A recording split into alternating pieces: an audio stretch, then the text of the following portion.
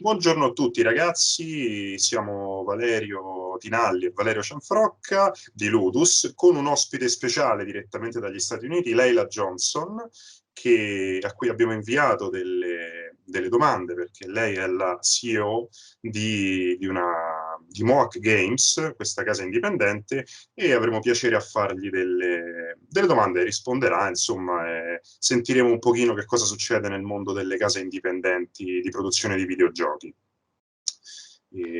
Valerio, let's go with English. Yeah, so welcome everybody. We are here with Leyla Johnson from the United States.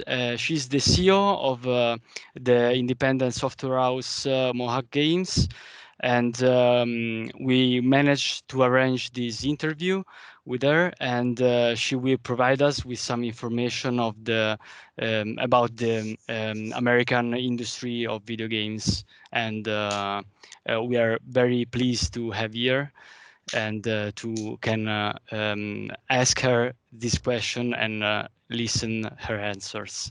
So welcome here, Leyla Johnson, and we can begin. Thank you very much, Valerio and Valerio. Yeah.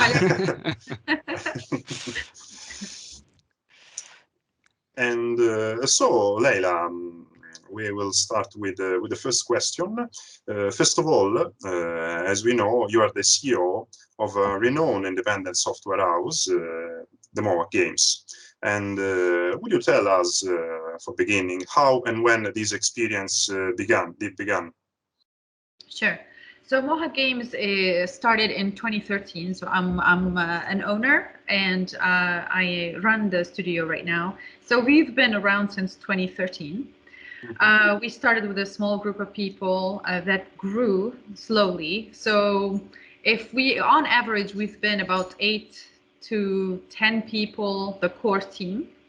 But to work on Old World, we've expanded, if we're counting marketing and music and art, probably 50 at some point. So this is the most we grow to.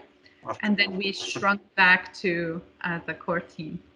Well, very remarkable from yeah, it's quite a lot of people. Yeah, a tiny beginning. So 50 people, I hear well. Yes, and it's very important to say, like, especially with the types of games we make or our own preference and philosophy, with the lead designer, Soren Johnson, and myself, we pay a lot of attention to music and art. And I don't know if you know this, but for example, Soren Johnson worked on Civilization 4. It was the first game ever to win a Grammy Award.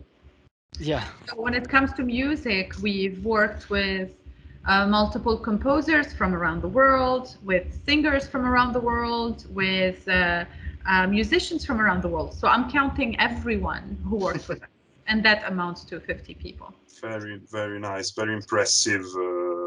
Very impressive. One brief little question that I came to my mind right now. In this time of strange and pandemic situation, the quality of your work it remains good, or have you found some difficulties to manage the work of everyone? So when the pandemic happened, of course, no one was able to see it coming. We had to make a quick call on what to do next. And here is the power of a great team. I could be a great leader, but honestly, if I don't have an amazing team to follow the lead, I won't be able to do anything. So my hat is off to every single member on my team for their ability to cope very, very quickly. They knew their needs. They knew their responsibilities, they knew what is essential, and they are so talented, and as individuals, as human beings, they can honestly cope with anything. They're very professional. They were able to transition very quickly. I am baffled by our ability to not even lose a single beat, not even lose a single day of work. And that is really, it takes the whole team to be able to pull this off. I can imagine. We were able to adjust afterwards to adopt softwares to organize work. So we optimized our work on a software called Jira, and I was able to hire someone to help me in production, Amanda, associate producer, and she took over organizing the tasks, communicating with the team for tasks, things that we do around the office, walking from one office to another, talking with people. She was able to, to turn these into communication on Slack and on Jira, so people knew what was happening next. Okay, so you relied with softwares in order to overcome these difficulties, yeah. Yeah, of course, we used software to get organized, but nothing replaces the amazing ability of the team to communicate very well. Yeah. Yeah, of course. So you told us you start the Mohawk Games in 2013, and so we are looking right now at our society, and we see that there are some difficulties for women in order to get the power which is due to begin such an industry, such a company.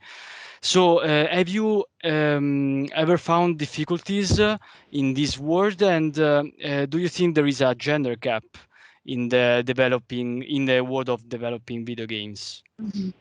So, I mean, of course, there is a gender gap. Okay. It's there in every industry.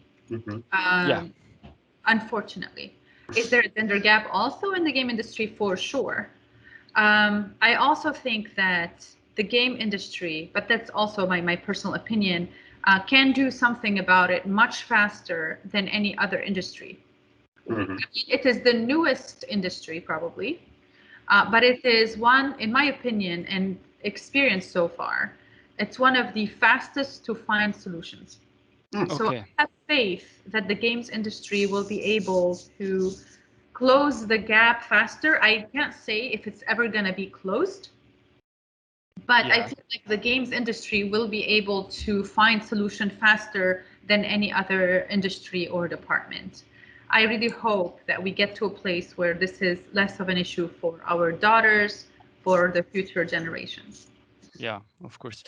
But do you think maybe the audience is perpetuating this kind of gender gap, the audience of video games, or maybe the audience of video games is changes too as well? So maybe, I don't know. What's your opinion about it?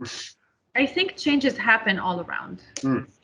And when you have good role models, good studios, good philosophies happening here and there and everywhere, the audience will follow.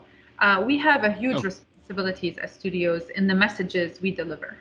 We have huge responsibilities in the way we hire. So it is also upon us to establish a type of normalization that we'd like the audience to follow and see happen. So, yeah, we agree, of course, on that. Obviously. Well, very well. So let's talk instead about the core of our interview, and so about your game, or the Mohawk Games.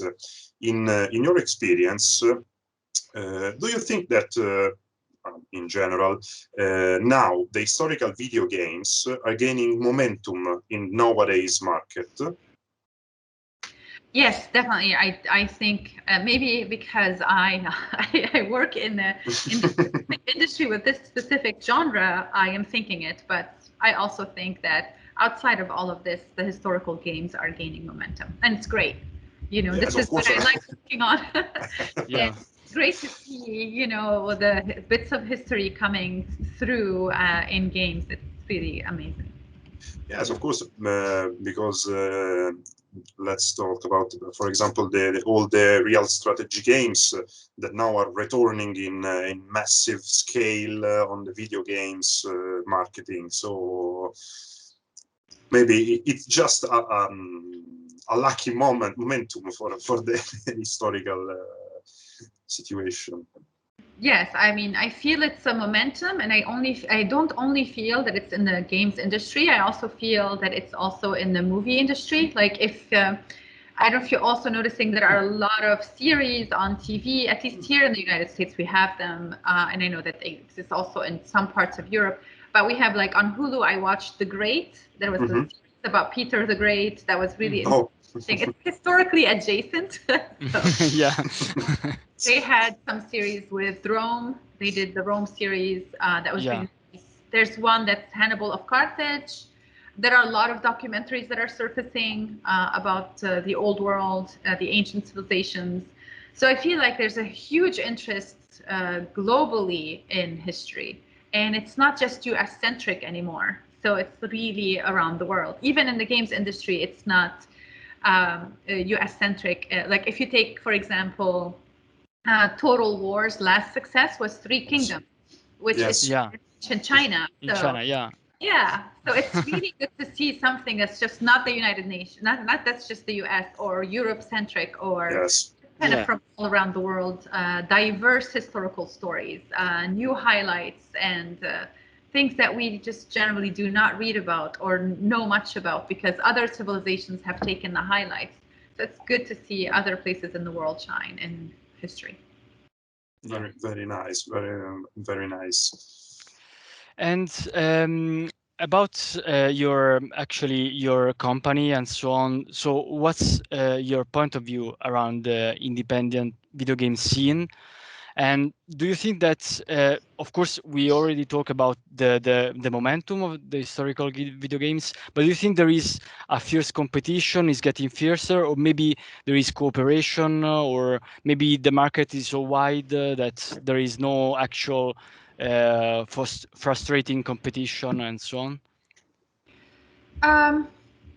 When it comes to competition, I like more competition. Anytime there's more competition, the value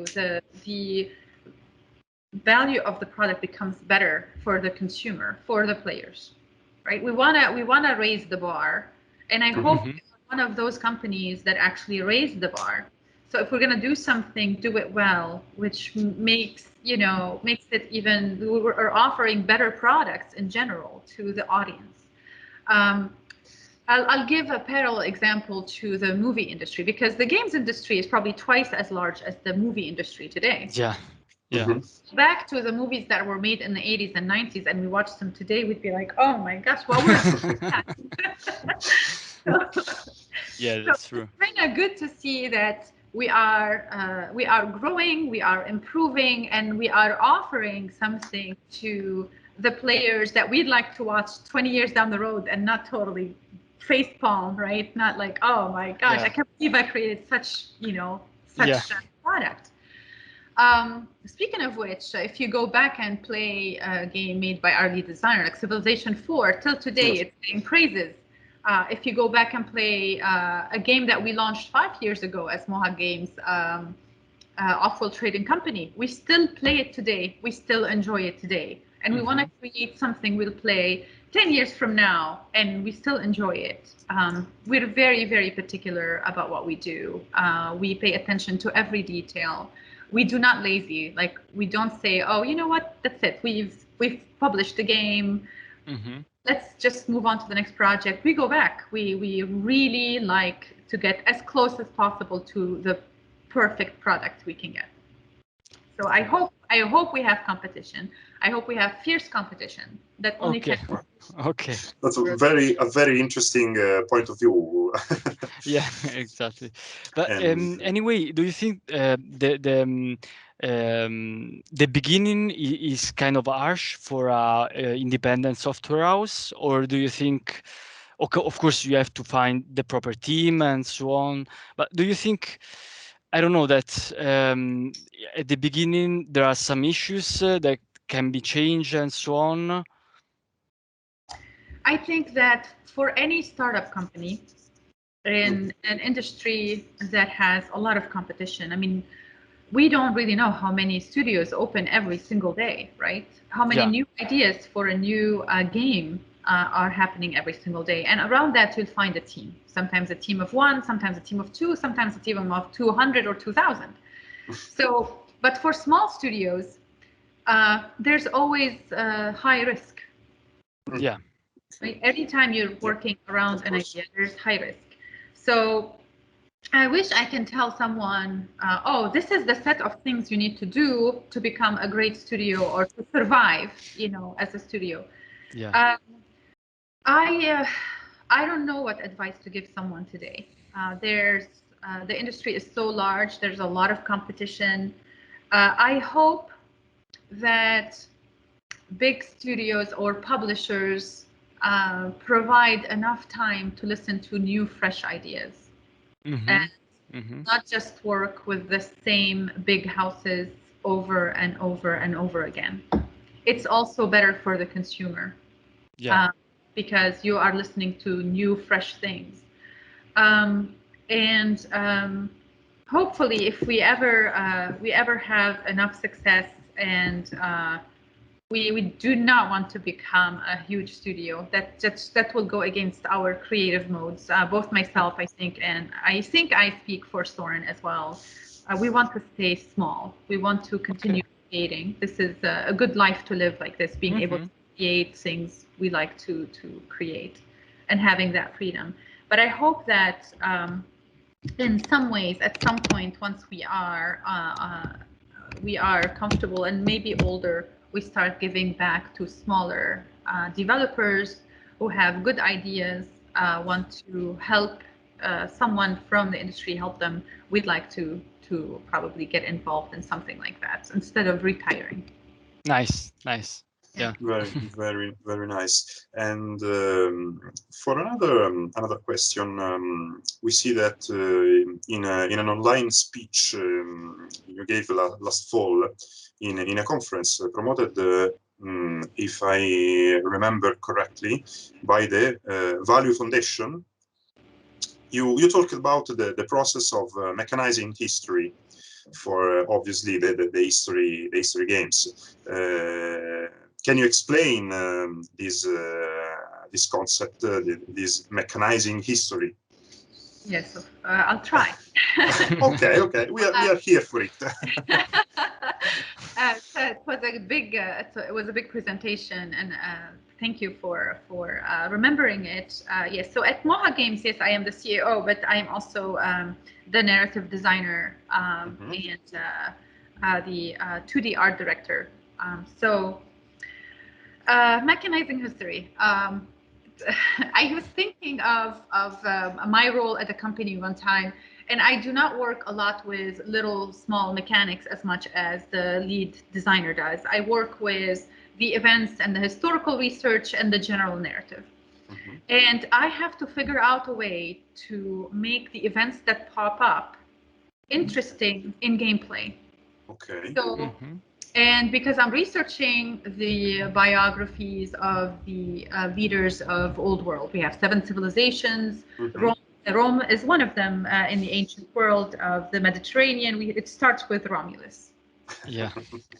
And I'm thinking, in Old World, we're starting with Romulus, who is a twin to Remus. Yes, of course. And they were raised by, I'm telling you because you know, so you'd see, like, based on a story, you know how I mean mechanizing history here. So how do I start? Okay, I'm starting with a leader. His mom and his father, allegedly, is Mars. So he doesn't have a father in a tree, like a family tree. When we start with, he doesn't have a father, but he is a deity. So you're gonna make him start with legitimacy being very high, because he is the son of a god. Yeah. So I'm able to mechanize history by adding legitimacy to him because he's a son of a god. Okay.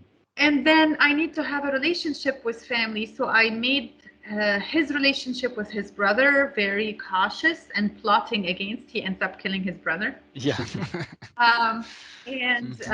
So that's also mechanizing history. So taking the narrative, taking the story, and choosing to do something with it that the player knows what to do. How do we translate that to gameplay?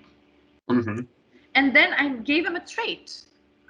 So I think at some point I made him either too ambitious or greedy or something. He wants it very, very badly. He wants to establish a kingdom.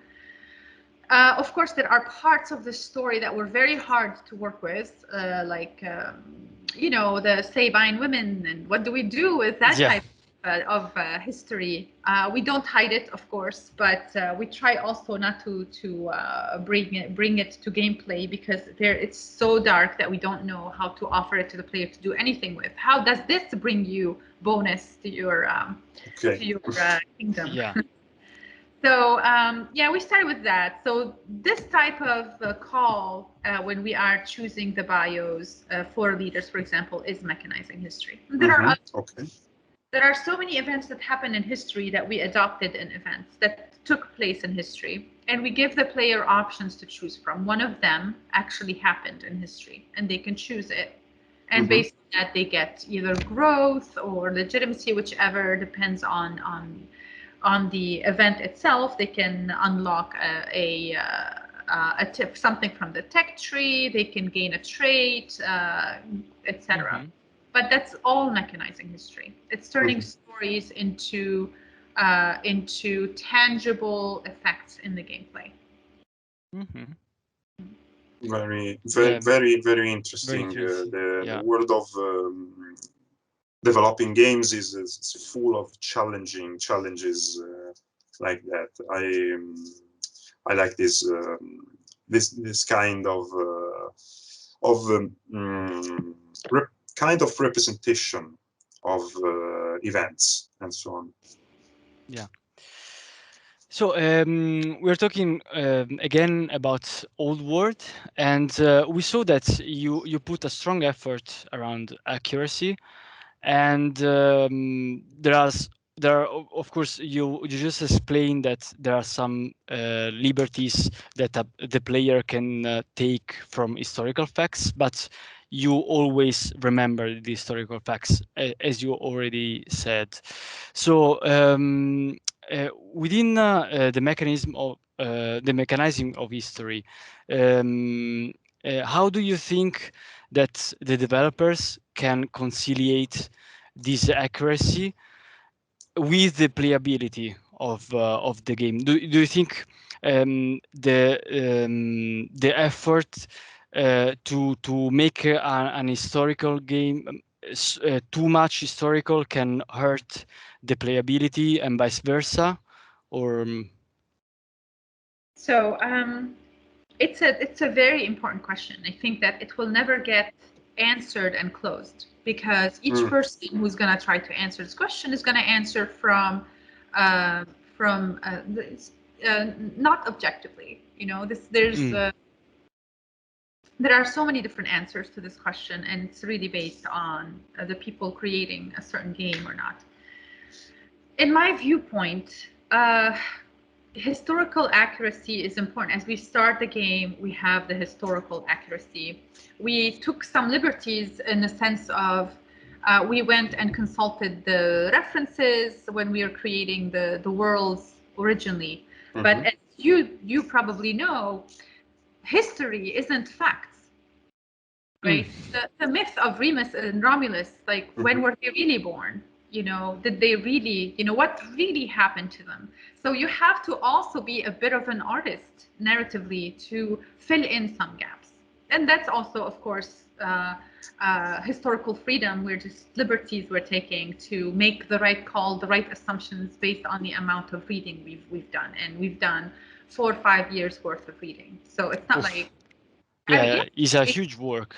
Yeah, I mean, you might not know this, but we have a few historical degrees on the team. Soren Johnson has a history degree from Stanford, for example. We do nothing but read history, 15 years of nothing but that. So the work is research for sure. But then once you research everything and you realize, oh, wait, Plutarch is, might be true. Yeah. He can tell a story, but you know, you have to read it with many grains of salt. So what do we do with the references we have is a whole different thing. And also, who is the story coming from? What are we dragging from? So much of the books that were kept were burnt. We don't have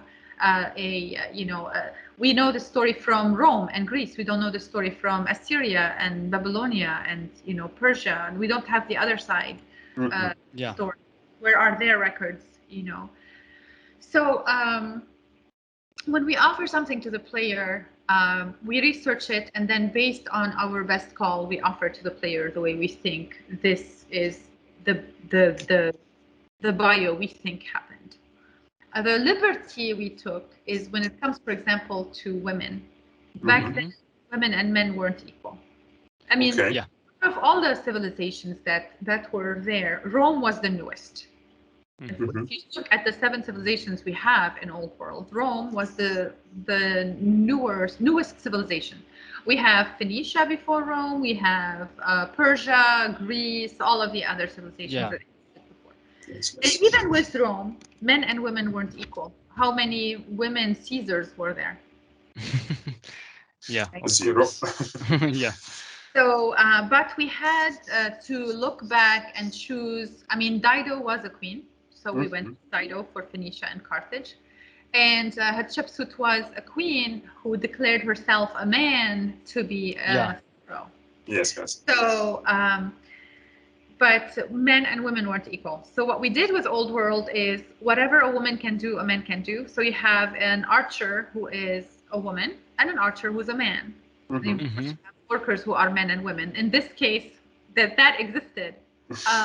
You have a general who is a man and general who is a woman. So we made that call to, and this is our role. And when I say about our responsibility in closing that gap, this is where I feel this is our responsibility. Yeah. These games are going to be played by future generations, hopefully. We want to show them that when it comes to gameplay, they're equal. And this is how the world should be. Unfortunately, history isn't what we want to become. History is what we want to learn from, right? Yeah. Yes. Yeah. But it's a good way maybe to conciliate that, to look at the past and maybe conciliate with the future, and we hope for. Yeah. We get there one day where we learn from the past. Obviously.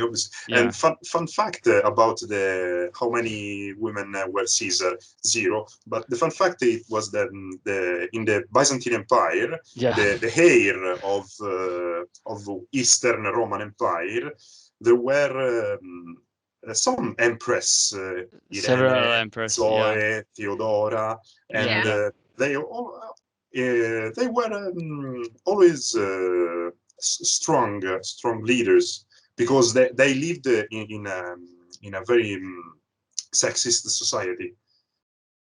Yeah. So they were forced to be strong, they were forced to be fierce against the enemy, and so on. Yeah. I mean, even today, when you have a woman who is leading, you know, some people say she's leading like a man, or she's too masculine, or the way she's saying, you know, we still view a woman's strength as something that's masculine, or she's too strong, or that's true. She's very hard, she's very harsh, and it could be the same thing that a man would say, and we view it differently. And I hope that we are changing that. I hope that we don't associate that a woman loses her femininity by being strong and a strong leader. Yeah. Yeah, I'm starting to understand Elizabeth I a little bit differently doing this game. Yeah. And okay. And how about the reproduction of aesthetics and reproduction and accurate aesthetic depiction of the past obviously is not an easy task for all the things we have already talked about. And in your opinion, in your experience, what difficulties you found in order to gather all the sources and the information needed to build an accurate depiction of leaders, cities, and so on? I'm gonna start with this difficulty that's gonna surprise you. My biggest difficulty is not finding a calendar that IKEA made that I really needed, that had 7 columns and they had nothing written on them, because I had 7 civilizations that got my whole world organized. Nice. creating the art or reproducing that art. If you watch me around the house, I need to clean up a whole area.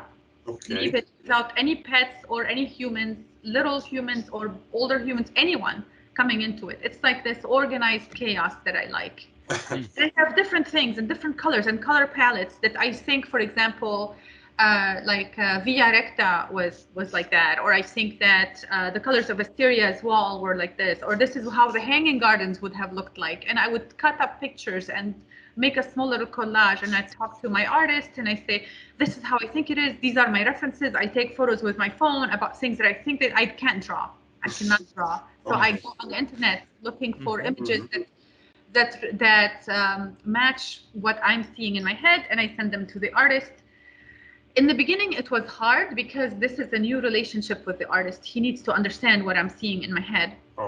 But then it became so easy. Like I'd start saying, not this kind of green, a lighter green, and he knows exactly what I'm saying. And we were able to reproduce,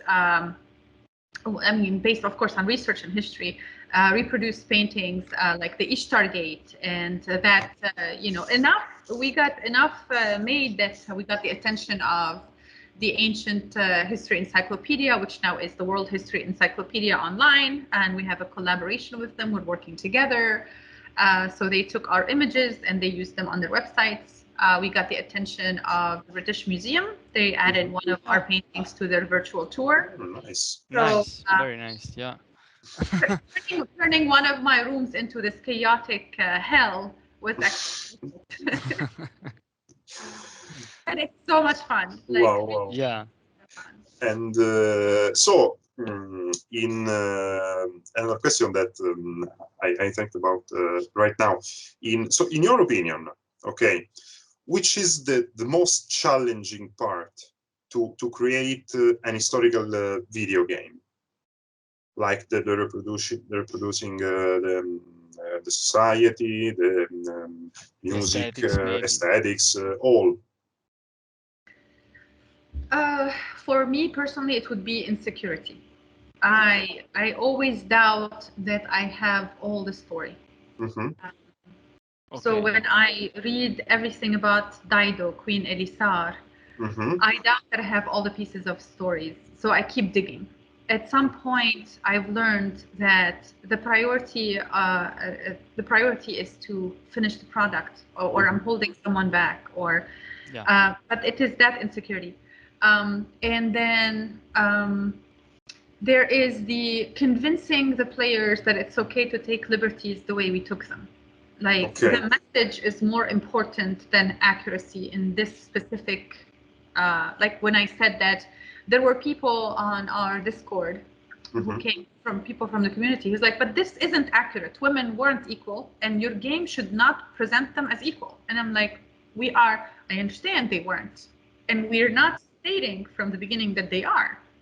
We're just making them in gameplay equal. Like it doesn't change anything in gameplay. Like we're not trying to retell history with falsehood. We're just trying to make the gameplay equal. We're not trying to rewrite history. Everything that's presented in text is accurate. Like all of the bios are accurate. Everything is accurate. But when it comes to gameplay, just allow us to show the new generation, or give the new generation the ability to access that both men and women can do the same thing, and change that. Yes, of course, it's not in the old world, granted.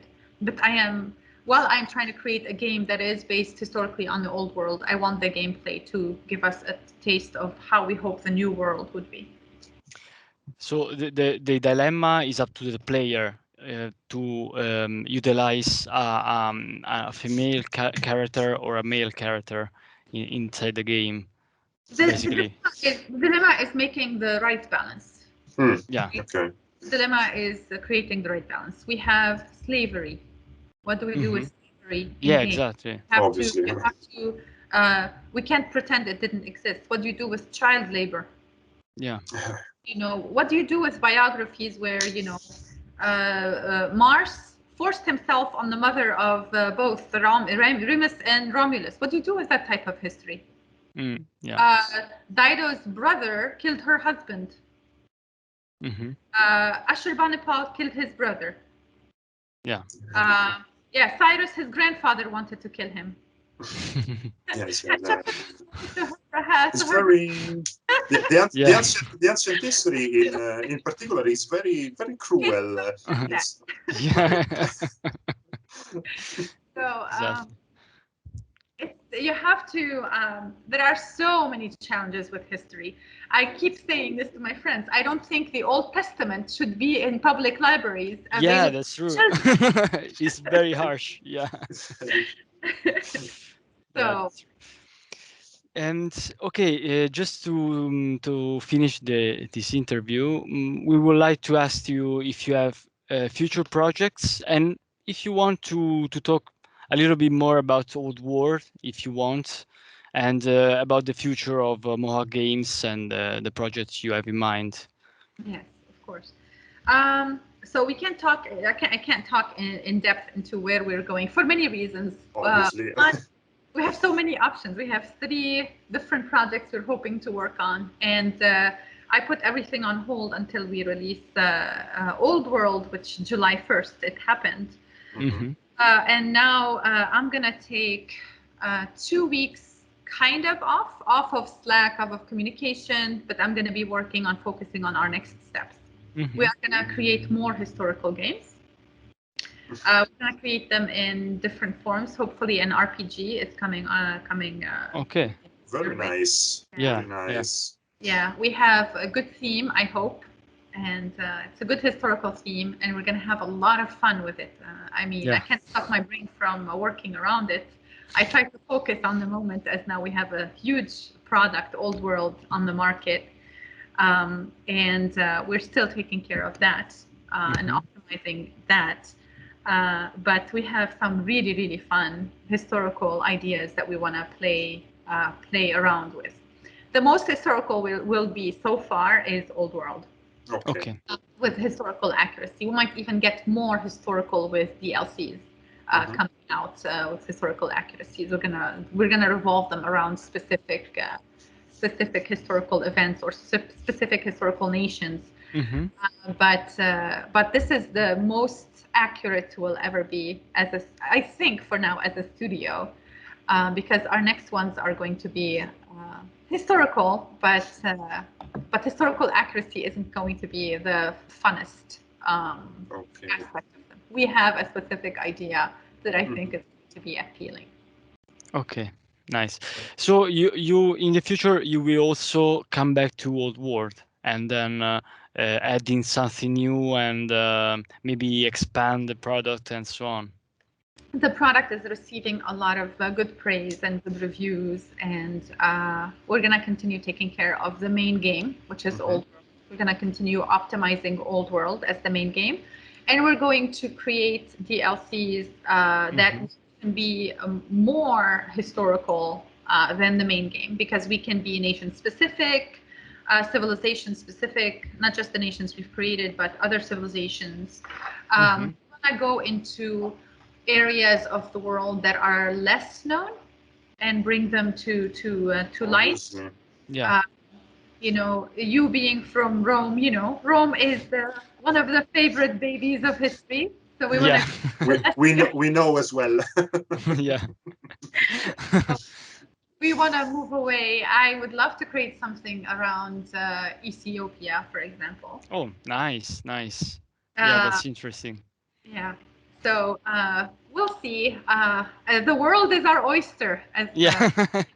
Exactly. Yeah. It's such a huge world, and so much history and color and culture, and we'll get a chance to get into music and food and culture. And I made so many great friends because of this historical games that I almost every country I'm thinking of visiting, I have a specialized tour guide to go around the historical parts. And that alone is a game. So yeah, exactly. Yeah, that's very nice. Well. And okay, so we are actually done. Do you have some other question? Okay, Valerio. Okay. No. I just added the question of the most challenging part. So yeah, exactly. Yeah. That was not on the program. And if you want to add, speak something, Leyla, we have some minutes. If you want to put focus on something that we have not talked about, or when I was approaching the games industry, I came from the State Department. I used to work in journalism and politics and that part of the world. I used to feel that I didn't belong because what can someone from academia bring to a video game industry? So I felt my approach first was to learn how to code. So I went and registered in coding courses to learn how to code. And then I will say this to anyone who's listening who doesn't know how to code and comes from academia, please don't do that. It's not a waste of time. It isn't. It's not for me. At least I know how to get in code and change things, and I'm comfortable. When it comes a little bit more complicated, I go to the engineers. But what I want to say is that the games industry is so vast. The job I was doing so many different things at the same time that could fall under, I wish I had someone to hire completely full-time to do it. And they don't even need to know how to read code or know what code it is or what engine we're using, nothing. They need nothing but just artistic knowledge. Same goes for writing skills. You know, one can write great events that are historically based and have history degree with good writing skills, and give me the events themselves, and I can plug them in. That's not a problem. So if you feel that coding is intimidating, and it's for people who are listening, and it's your way into the industry, it's not really. And don't let anyone tell you that you don't belong if you feel like you can be of value artistically, and there's like narrative design, all sorts of things. So just surround yourself with positive people who can guide you or connect you with people who can appreciate your talents and make you feel welcome in the games industry. That only raises, again, the bar of the products we offer the players. Okay, that's a nice final touch. Yeah. Well, so Leyla, we will thank you so much to giving us the opportunity to discuss the very interesting speech, and we hope it is not the last interview we had. Maybe we could add some interviews in the future. Who knows? Maybe about your future games for Mohawk Games. Or maybe we will see us in another conference or so on. So yeah. That would be really, really nice. Yeah. So thanks a lot, and see you the next time. Okay. Thank you very much. Thank you.